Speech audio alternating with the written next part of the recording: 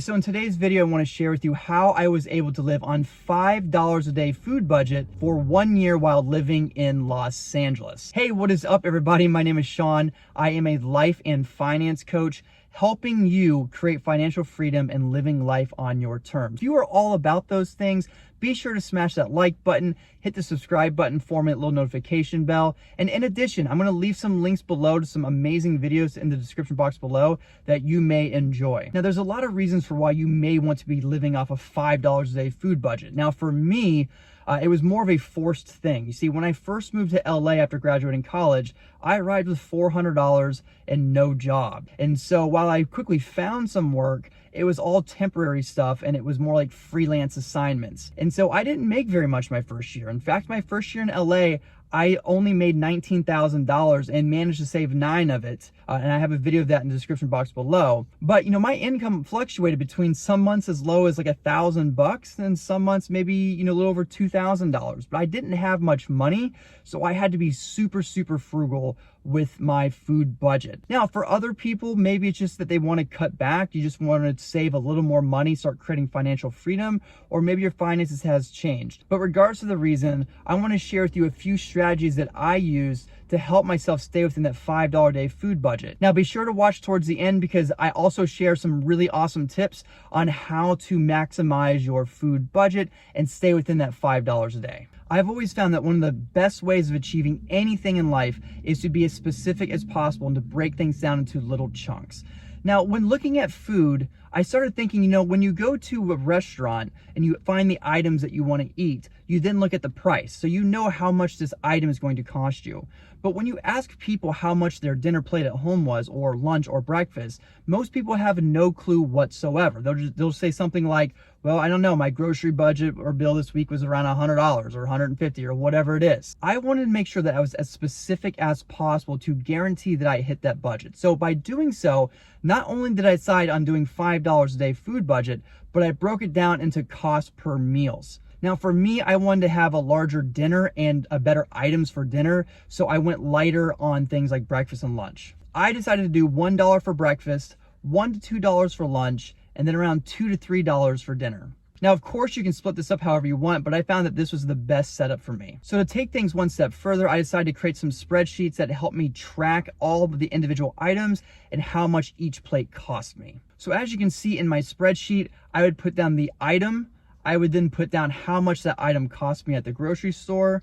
Then I would put how many servings I would get out of that item. And this would allow me to understand what my cost per serving is. Now from there, what I would do is I'd take my cost per items and I would basically combine different items until I hit the max budget per meal. So while this did take some trial and error, I did find some great combinations. Like for breakfast, I found that if I did a couple eggs and a couple slices of toast, that would usually run me around 97 cents. Or if I did like a bowl of oatmeal and a couple eggs, that could be as little as like 75 to 80 cents a day. Now for lunch, I would do things like protein shakes.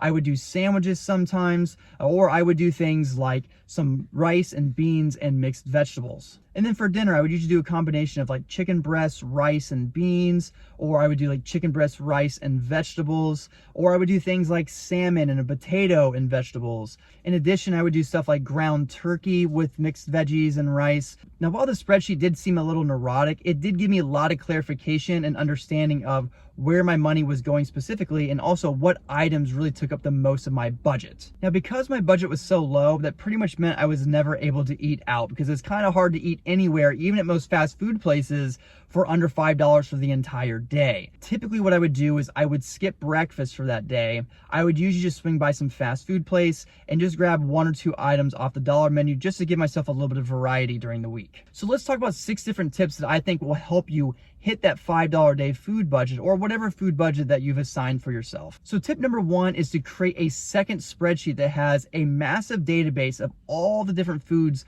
that you like to buy and that you like to eat. Now, to take it a step further, I even created multiple rows where I would have comparisons between the different grocery stores so that I would know which items to buy at which grocery stores. Once again, this really just helps you understand which items are taking up most of your food budget, and it also shows you where you can maybe make some substitutions. From there, you simply mix and match different items until you hit your maximum food budget, and then boom, you have your meal. Now, the second tip that I have is to skip breakfast to allow yourself a larger budget for nicer items for lunch or dinner. Now, $5 a day is not very much money at all to be spending on food, but you know, if I skipped breakfast, I could take that dollar and I would usually add it to dinner. So at that point, for me, I would maybe spend $1 to $2 for lunch, and that would allow me $3 to $4 to eat for dinner. This gave me a lot more flexibility in terms of what kind of items, what kind of proteins that I was able to eat, because I had a slightly larger food budget for that particular meal. So tip number 3 is to buy in bulk. So this is especially true for things like your dried foods, your canned foods,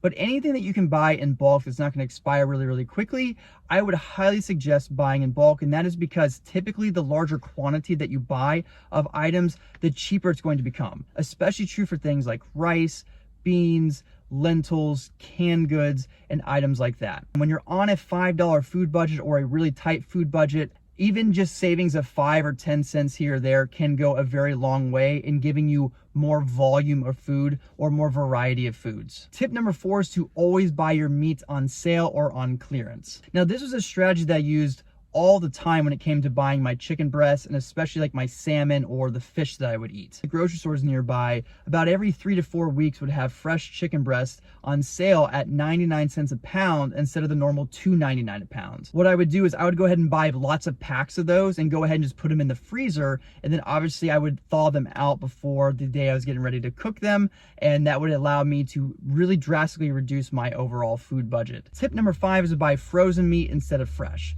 Listen, we all love fresh meat, and so do I, and then whenever I could buy fresh meat at the grocery store, I would do so, but fresh meat typically is more expensive than frozen meat. So if I could not find fresh meat on sale at a particular time, I would then resort to buying, you know, frozen chicken breast or frozen fish or any other frozen meats. I pretty much figured that even when I bought fresh meat, I was typically buying in large quantities and having to freeze it anyways. So at this point, I was like, there's really not that much of a difference. Now, the 6th and final tip that I have is to make sure you load up on what I call your filler items. Listen, $5 a day is not very much. You know, when you only have a budget of $1 to $2 or $2 to $3 for a particular meal, you're not going to be able to load up on really fancy or expensive meats. So you're going to need to make sure that you buy those as cheaply as you can.